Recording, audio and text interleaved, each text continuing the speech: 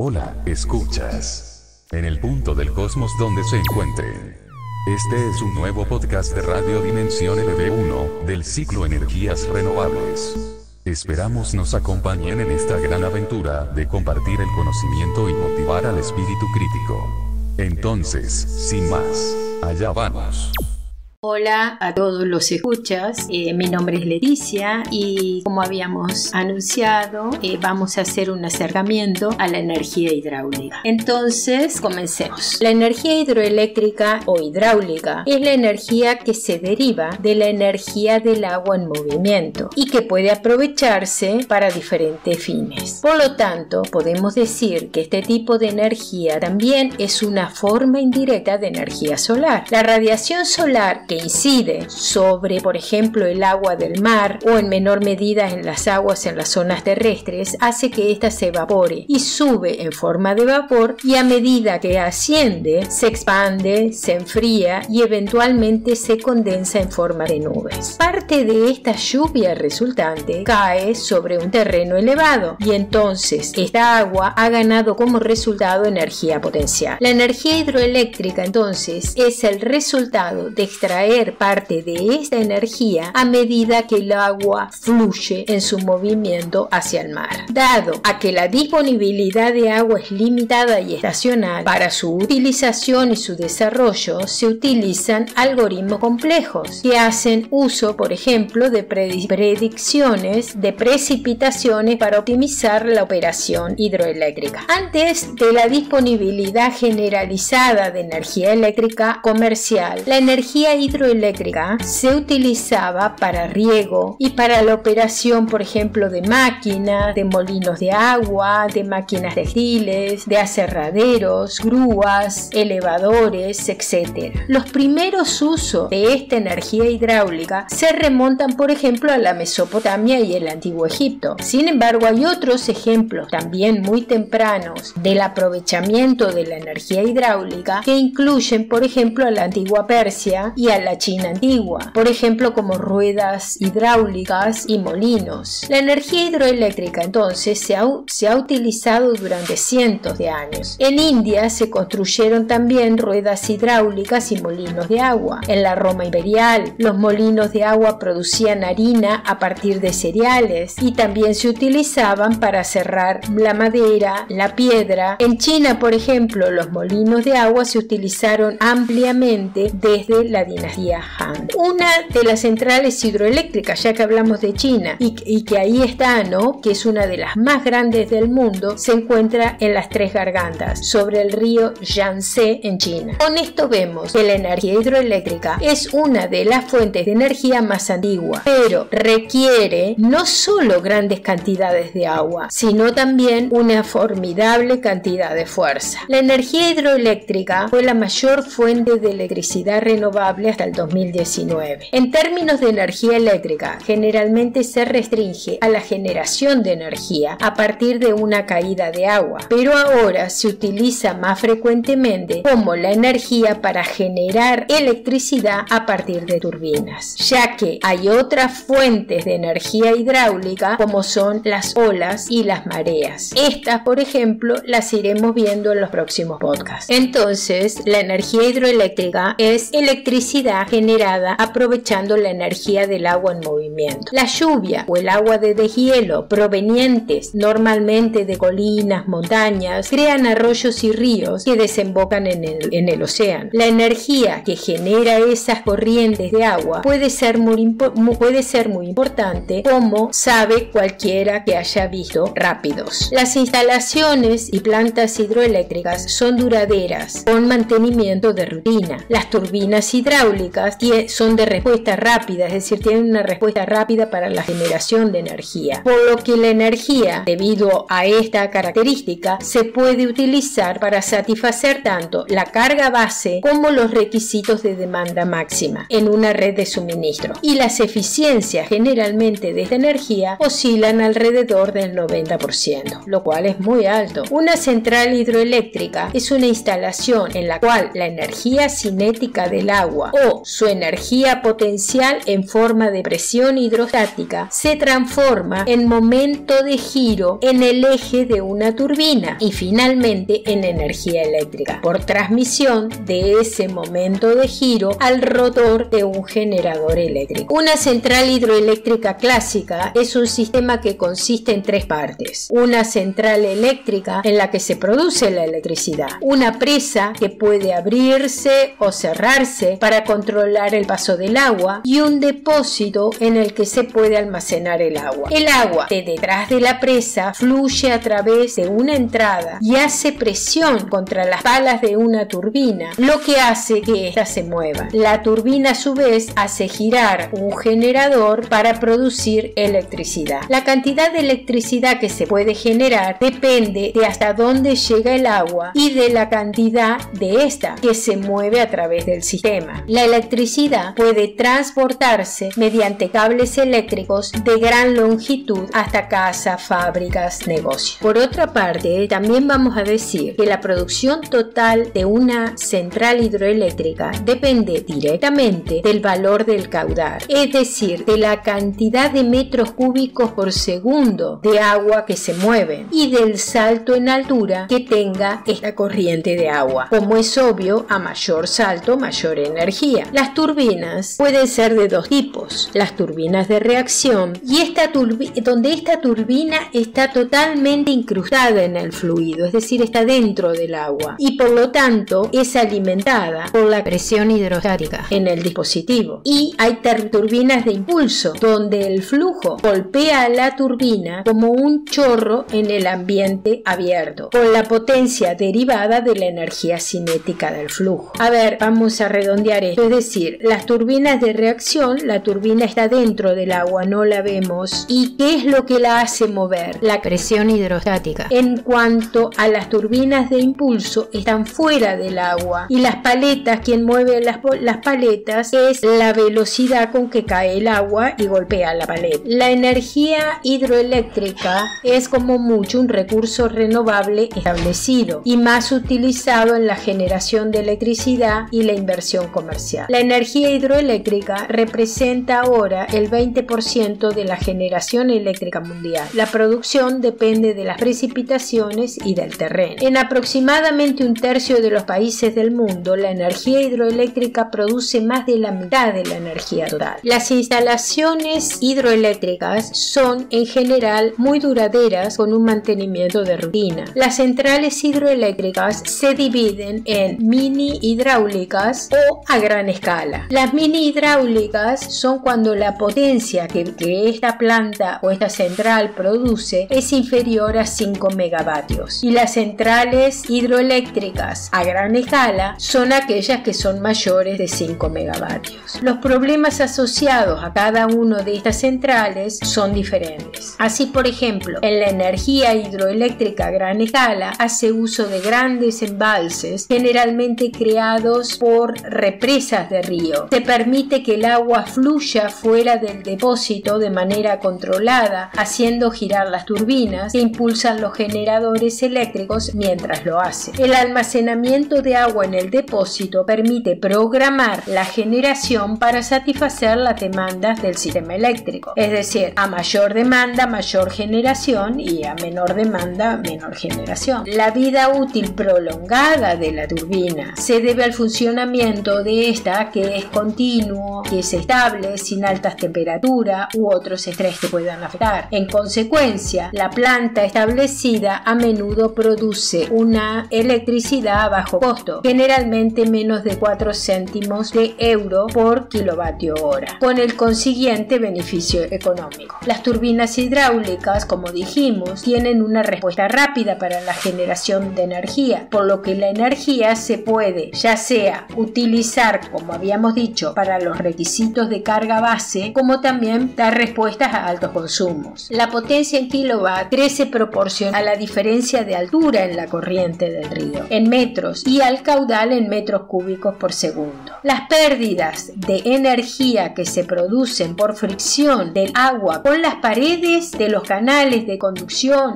y en la tubería que lleva el agua a la turbina hacen que el salto total se reduzca en una cantidad unidad equivalente a estas pérdidas de energía potencial, expresada en metros, y dé lugar al denominado salto efectivo, donde está el salto real en metros y al que se le restan las pérdidas que tiene por rozamiento, que también se la convierte a metros, se la resta y se habla de un salto efectivo. La energía potencial es de un elevado grado termodinámico, por lo que su transformación en cualquier otra forma de energía, incluida otra de alto grado termodinámico como es la electricidad, se puede lograr con rendimientos del 90%. Como habíamos dicho, la central hidroeléctrica incluye una zona de captación de agua y un lugar donde el agua permanece almacenada, y que la producción total de la central depende directamente del valor del caudal y del saldo, y en consecuencia las centrales suelen instalarse en lugares que recogen una cantidad suficiente de precipitación anual en la zona, que como mínimo debe estar rondando los 400 milímetros anuales, y encontrarse a una altura considerable. En otras ocasiones puede instalarse una central suficientemente productiva en lugares donde hay diferencias de alturas de incluso menos de 10 metros, siempre que el caudal sea suficientemente grande. Respecto a la parte económica, debemos comentar que las turbinas que funcionan con grandes caudales, ya que habíamos dicho que la forma de obtener mayor energía era un gran caudal o un gran saldo, las turbinas que funcionan con grandes cantidades de caudales son más caras que las turbinas que aprovechan la caída de agua desde gran altura. Pero así también debemos comentar que la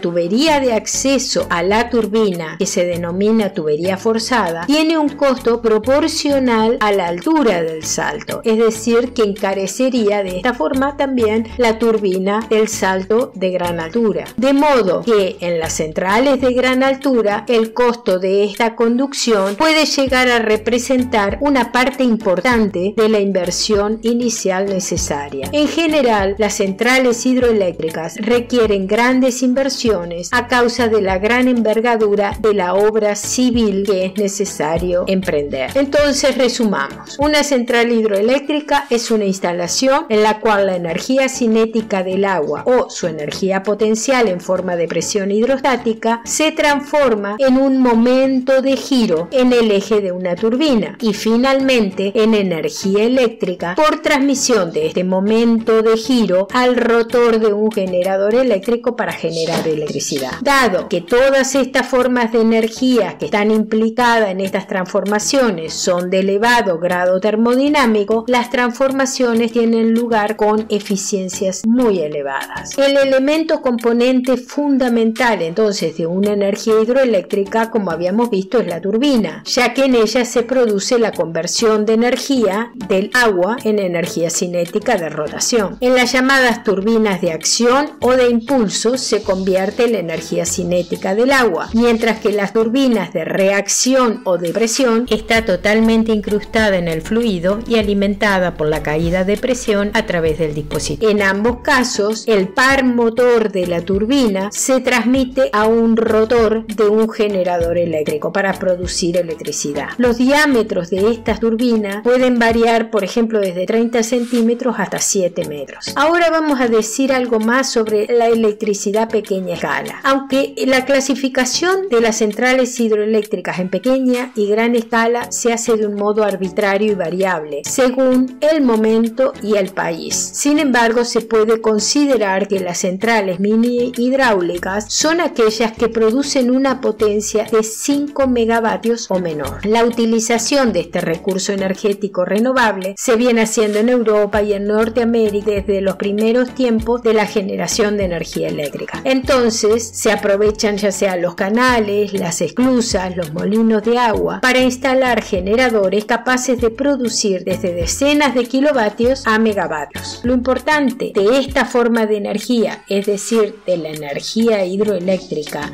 a diferencia de otras formas de energía, ya sea las que vimos o las que veremos, es que no existe una razón termodinámica o dinámica fundamental por la cual la potencia de salida del sistema hidráulico debe ser mucho menor a la potencia de entrada, puesto que las únicas pérdidas son estas que mencionamos por fricción, que son proporcionales proporcionalmente pequeñas. Las ventajas de la energía hidroeléctrica para un sitio es que en ese sitio tenemos que la altura o el desnivel es fijo y el caudal generalmente se puede mantener bastante constante, asegurándose siempre, para hacer esto, de que el suministro se mantenga a tubería llena, porque si no entra otro factor que es el aire en la tubería. No vamos a entrar en esto, simplemente que se puede lograr mantener el caudal bastante estable a tubería llena. Por tanto, la salida real está cerca de la salida en el diseño. La principal desventaja de la energía hidroeléctrica es que el sitio debe tener un caudal o un desnivel suficientemente alto. Sin embargo, siempre se requiere una considerable obra de ingeniería civil, ya sea en forma de presas o con tuberías, etcétera, para dirigir el flujo a través de las turbinas. Y estas obras civiles suelen ser más costosas que los componentes mecánicos y eléctricos. Es decir, es la parte más costosa de estas centrales. Los efectos medioambientales de las centrales hidroeléctricas los podemos resumir en tres tipos fundamentales: efectos hidrológicos, efectos ecológicos y efectos sociales. Los efectos hidrológicos de una central de agua fluyente o canal de derivación se suelen considerar menores que los que derivan de la construcción de un gran embalse. Sin embargo, desviar una corriente de agua a su lecho original por medio de un canal que la lleve hasta la central puede dar lugar a cambios en los niveles del agua subterránea, secando pozos, provocando desaparición de especies vegetales, con el consiguiente impacto sobre otras formas de la vida animal. Por otra parte, almacenar el agua en un gran embalse puede significar una disminución del flujo del agua de río abajo, debido a la evaporación, y también pueden dar lugar a cambios en el nivel de las aguas freáticas en zonas situadas aguas arriba y aguas abajo del embalse. Los efectos ecológicos de una instalación hidroeléctrica tienen que ser predichos y valorados con prudencia antes de proceder a su construcción, ya que muchos consideran que son prácticamente irreversibles. Además, los partidarios de otras formas de utilización de energía argumentan que los perjuicios ecológicos que da lugar una unidad de energía hidroeléctrica son probablemente más elevados que los resultantes del uso de cualquier otra fuente energética. Ya durante el proceso de construcción, especialmente en la gran central, que pueden durar varios años, se generan movimientos de tierra, depósitos de residuos que dan lugar a efectos que perduran. Otra consideración que hay que tener en cuenta es que los cambios ecológicos no son siempre predecibles, sino que en ocasiones se producen cambios que han sido inesperados y por lo tanto no se han tenido en cuenta. Por ejemplo, con la construcción de la presa de Asuán se dejó de producir aguas abajo las inundaciones anuales que fertilizaban la tierra con nutrientes. Con ello desapareció un sistema milenario de explotación agrícola, sustituido por otro en que se recurre al riego y al uso de fertilizantes artificiales, lo que conduce al deterioro del suelo y a la contaminación de las aguas del río. Además, se está produciendo un efecto de disminución en la capacidad del embalse por depósitos de sedimento, lo que hace decrecer el potencial hidroeléctrico de la central. Este efecto es común también para otros embalses. En ciertos ríos, la construcción de la presa puede interferir con migraciones periódicas de salmones o interrumpir el contacto de la flora y faunas acuáticas en los tramos del río separados por el dique. Para paliar este efecto, se construyen escalas junto a la presa que permiten el paso de peces a través de ellas. Para evitar que los peces pasen a través de las turbinas, algunos países establecen por ley que la entrada del agua a la turbina esté protegida con una rejilla. En ocasiones, la presencia del embalse introduce un cambio de calidad en el agua embalsada y la que sale del embalse. Esta última tiende a estar más fría que la del río original y a menudo contiene diferentes minerales y compuestos químicos disueltos. Los costos sociales producidos por centrales hidroeléctricas son consecuencia del cambio en el uso del territorio del área afectada y fundamentalmente de la necesidad de desplazar personas que viven en el área que va a ser cubierta por las aguas. Obviamente, esto debe ser tomado en cuenta antes de instalar la presa. Bueno, con esto terminamos la parte de energía hidráulica. Vamos a seguir con las marinas, es decir, la undimotriz y las mareas en los próximos podcasts. Gracias por haber escuchado este podcast. Me encantaría